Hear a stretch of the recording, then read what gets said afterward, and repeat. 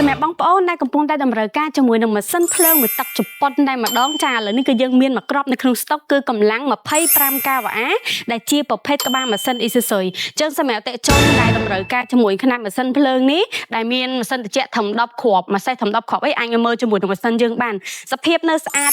85% នៃសភាពម៉ាស៊ីនហើយសេរីឆ្នាំនេះក៏ប្រភេទសេរីឆ្នាំ2019ចាអញ្ចឹងមកបងអាចមើលពីសភាពខាងក្នុងបានហើយសម្រាប់ម៉ាស៊ីនរបស់យើងក៏មានមកភ្ជាប់ជាមួយនឹងប្រព័ន្ធ controller smart chain ដែរដែលយើងអាចបញ្ជាក្បាលម៉ាស៊ីន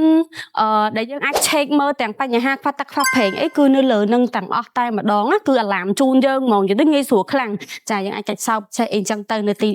នៅលើនឹងទាំងអស់ហ្មងហើយសម្រាប់ម៉ាស៊ីនភ្លើងយើងនេះពេលបងជាវទៅយើងនឹងមានការ free ជាមួយនឹងប្រព័ន្ធ ATS Auto ជាប់ជាមួយនឹងភ្លើងរត់ហ្នឹងជូនអតិថិជនតែម្ដងចាបូករួមជាមួយនឹងការយើង free ដឹកហើយនឹង free តឡើងជូនពេញ25ខេត្តក្រុងចឹងសម្រាប់អតិថិជនដែលចង់បានជាមួយនឹងម៉ាស៊ីនភ្លើងដែលមានគុណភាពល្អមានការជំនាញជាពីក្រុមហ៊ុនរយៈពេលពេញ3ឆ្នាំទៅលើសេវាកម្មជួសជុលនិង6ខែទៅលើគ្រឿងបន្លាស់អាចតាក់ទងតាមលេខទូរស័ព្ទឬ chat to page អរគុណ